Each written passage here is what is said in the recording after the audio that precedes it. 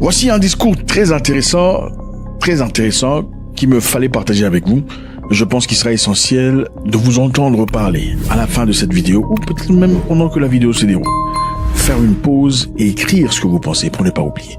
Suivons. Après l'expérience de la présence des forces internationales, y compris les Nations Unies, le Mali a vite compris les limites aussi de ce type d'intervention qui, dans certains cas, renforçait aussi la dépendance, ne répondait pas à la situation, dans le sens où ça ne donnait pas les capacités aux Maliens et à l'État malien d'assurer la sécurité.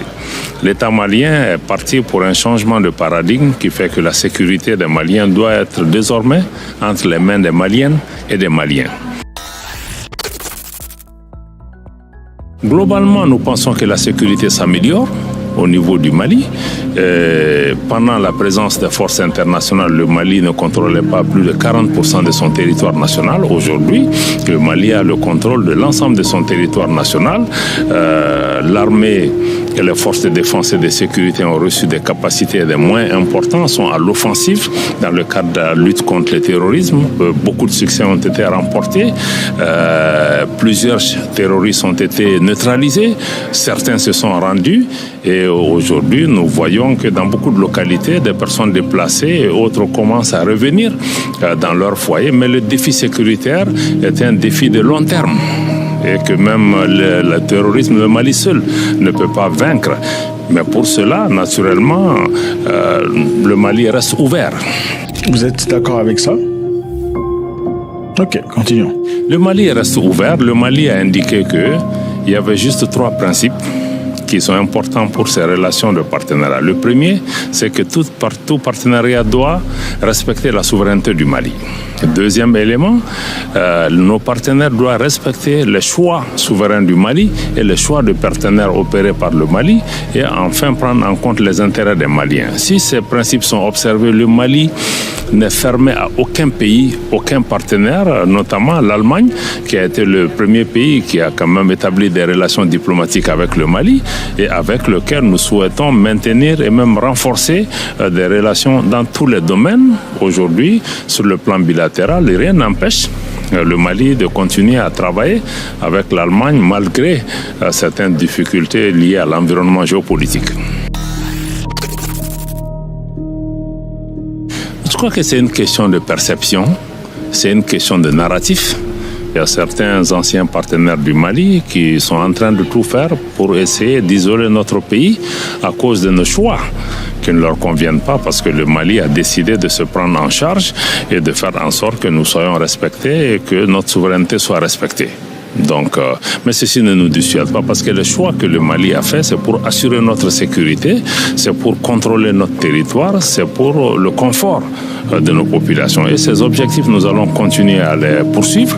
Et ce que nous demandons à tout un chacun, c'est que nos relations soient empreintes de respect et que tout partenariat doit être pour nous un partenariat gagnant-gagnant et non de pouvoir nous imposer des politiques de domination ou d'assujettissement de nos pays. Et justement, ce sont ces politiques, nos choix, qui conduisent certains partenaires qui n'ont pas encore compris les changements qui s'opèrent en Afrique pour essayer de nous isoler. Mais comme je l'ai indiqué, nous ne le sommes pas. Nous avons créé la Confédération des États du Sahel avec le Burkina, le Niger. Nous travaillons avec des pays de la région, y compris en maintenant une discussion constructive avec la CEDEAO que nous avons quittée. La relation avec l'ONU est bonne. Globalement, elle a toujours été bonne. Le Mali a été membre des Nations Unies depuis son indépendance. Les Nations Unies ont été présentes dans notre pays jusqu'à la mise en place de la MINUSMA.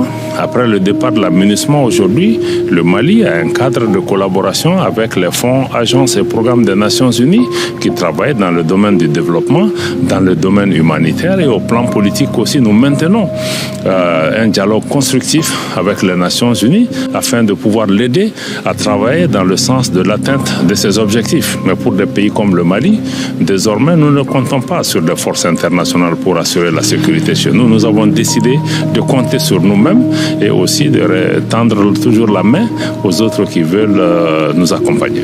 Waouh! Qu'est-ce que vous en pensez? Vous savez, les régions du Nord aussi, c'est une question à relativiser. Il y a quelques années, le Mali avait pratiquement perdu la moitié, sinon 40% de son territoire national. Depuis le départ des forces internationales, le Mali aujourd'hui a recouvré l'entièreté de son territoire national. Kidal, par exemple, qui est une des régions du Mali, échappait au contrôle de l'État.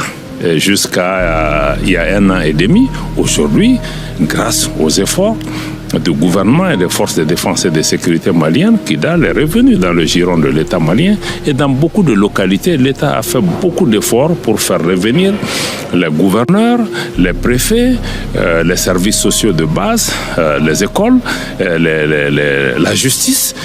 Donc ça demande beaucoup de moyens, mais il y a quand même des efforts conséquents au nord, et y compris aussi il y a un processus de réconciliation aussi qui est en cours à côté de l'effort militaire pour essayer de faire en sorte que nous puissions amener l'entente entre tous les Maliens.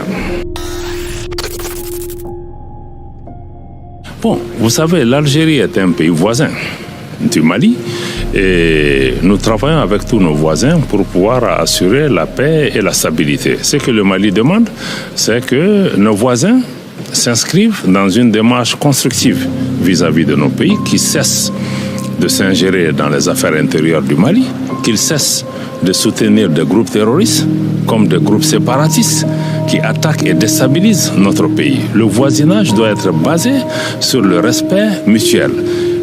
Nos peuples, que ce soit avec Algériens ou avec d'autres de la voisins, on a des relations historiques. Nous sommes condamnés à vivre ensemble. Le Mali travaille sur la base de principes.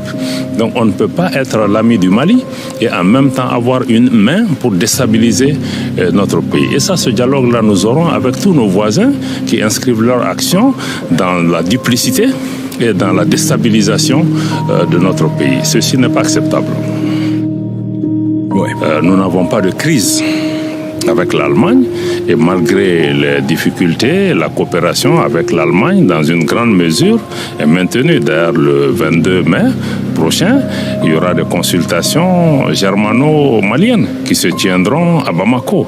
Et comme je l'ai dit, l'Allemagne a été le premier pays qui a établi des relations diplomatiques avec le Mali et qui a toujours maintenu une approche assez réaliste de la situation, même si la conjoncture géopolitique mondiale a eu une incidence quelque part sur cette relation. Mais nous restons confiants avec l'arrivée aussi de nouveaux responsables aujourd'hui à la tête de l'État allemand, avec lesquels nous avons déjà eu ce matin des discussions que nous allons pouvoir travailler de façon pragmatique pour pouvoir préserver l'intérêt de l'Allemagne et l'intérêt du Mali, mais surtout l'intérêt de la paix.